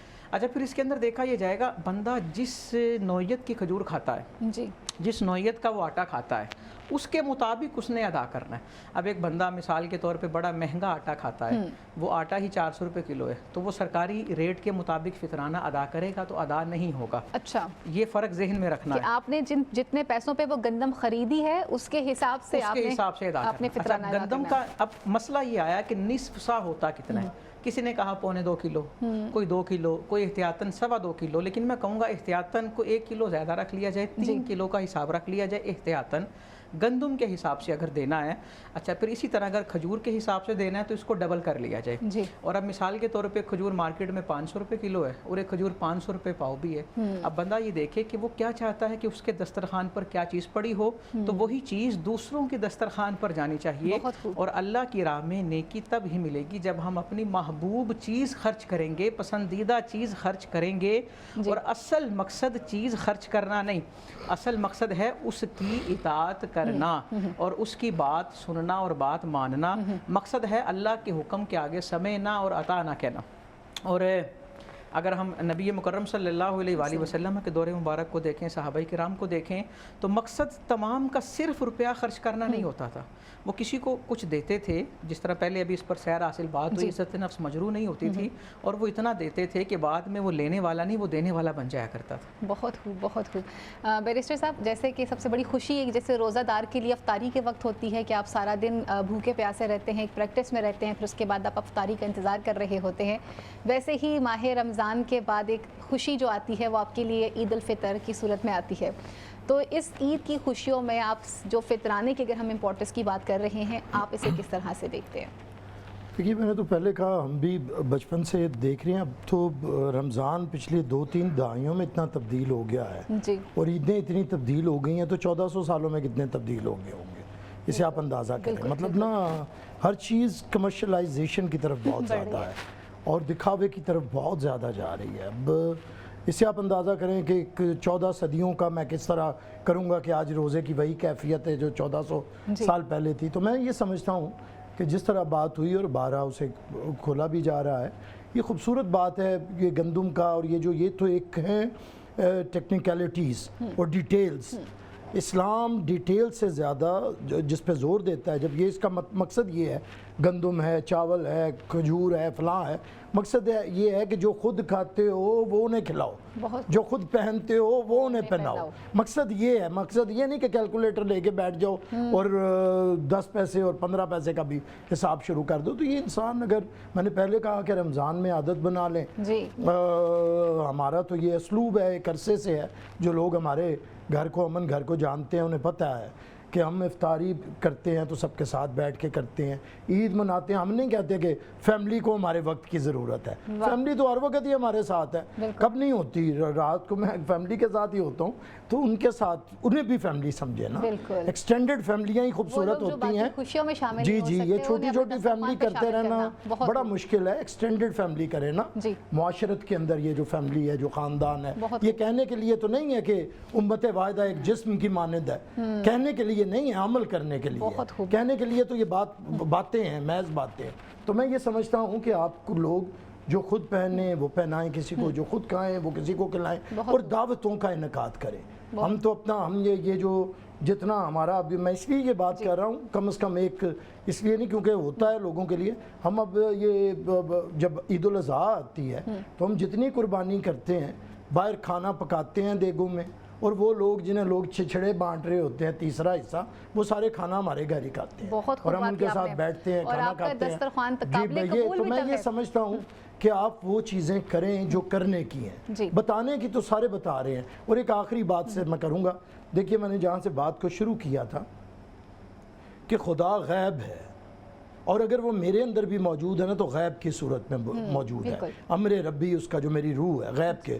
اب یہ میں جتنا کثافت یعنی کہ مادیت، دنیا اور ظاہر سے دور ہوتا جاؤں گا اور اپنے باطن کی طرف جاتا جاؤں گا، اتنا میں خدا کے قریب ہوتا جاؤں گا. نماز، روزہ، حج، زکوٰۃ، یہ ساری یہ چیزیں ہیں کہ میری زندگی میں اللہ واقعی اکبر ہے یا نہیں ہے. اگر میرے وقت میں 12 گھنٹے سے 1 منٹ اوپر اللہ کا ہے نا، 12 گھنٹے اور 1 منٹ، تو پھر میرے لیے اللہ اکبر ہے. اگر میرے مال میں، میرے تخیل میں اللہ اکبر ہے تو پھر وہ اکبر ہے. محض کہنے سے میرے لیے پھر وہ بہت خوب. آپ نے گفتگو کا سلسلہ اتنا خوبصورت ہے کہ اسے روکنے کو قطعاً دل نہیں چاہ رہا، لیکن آپ سے اجازت بھی لینی پڑتی ہے کیونکہ وقت ہمارا یہیں پر ختم ہوا چلتا ہے. علامہ عبدالرشید ترابی صاحب، آپ کی آمد کا بہت بہت شکریہ. انا سکینہ، آپ کی آمد کا بھی بہت شکریہ. مفتی بہرام صاحب، آپ کی آمد کا شکریہ. بیرسٹر عامر صاحب، آپ کی آمد کا بھی بہت شکریہ. ناظرین، سیرت رمضان کا سلسلہ جاری رہے گا اور ہم یہ کوشش کر رہے رہے ہیں کہ ہر دن ایک نئے موضوع کے ساتھ آپ کی خدمت میں حاضر ہوں اور یہ جاننے کی کوشش کریں کہ اس کے حوالے سے احکامات خداوندی کیا کہتے ہیں اور احادیث نبوی کیا کہتی ہیں، کیونکہ ہم نے اس ماہ سیام کے اندر جہاں یہ سیکھنا ہے کہ ہم نے کس طرح سے عبادت کرنی ہے، وہاں ہم نے یہ بھی سیکھنا ہے کہ تزکیہ نفس ہم نے کس طرح سے کرنا ہے۔ اپنی میزبان فائزہ بخاری کو کل تک کے لیے اجازت دیجیے، لیکن جانے سے پہلے انا سکینہ ایک خوبصورت سا کلام۔ میں لج پالا دل لڑ لگی ہاں میرے تو غم پرے رہندے، میں لج پالا دے لڑ لگی ہاں میرے تو غم پرے رہندے، میری آسا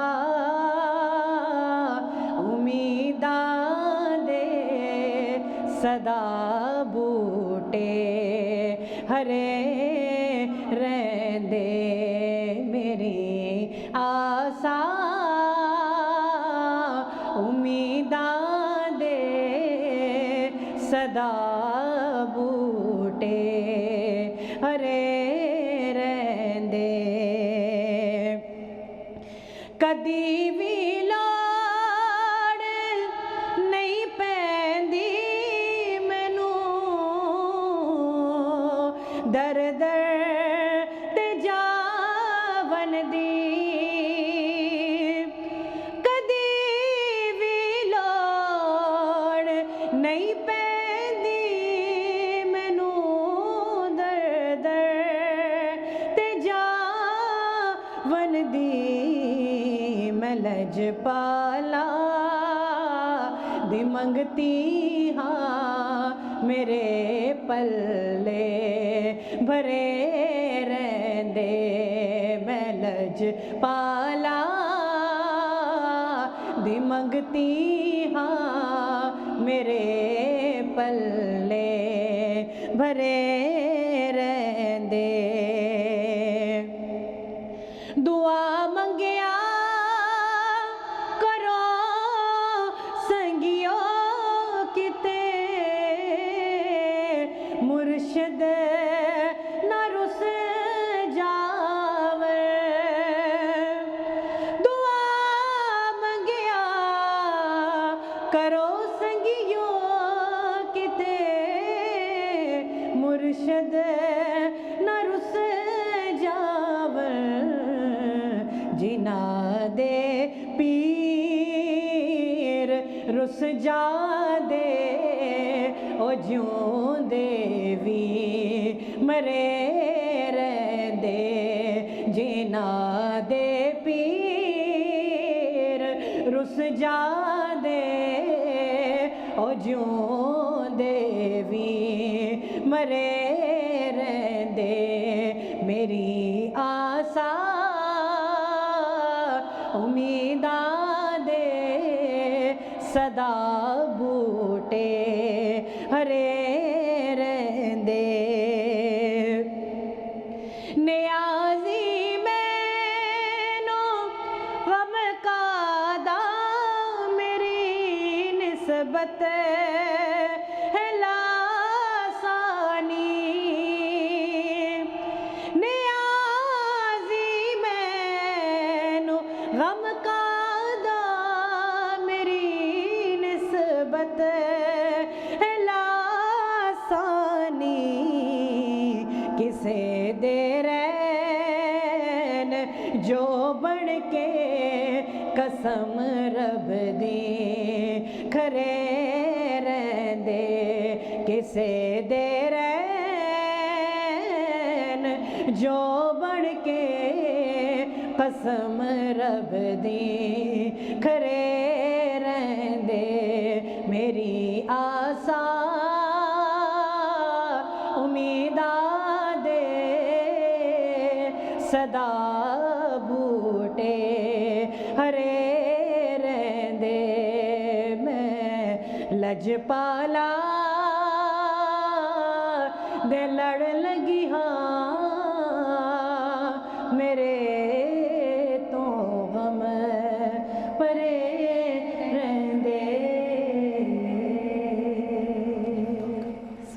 اللہ سبحان اللہ، بہت خوب. اللهم صل على سيدنا ومولانا محمد. اللهم صل على سيدنا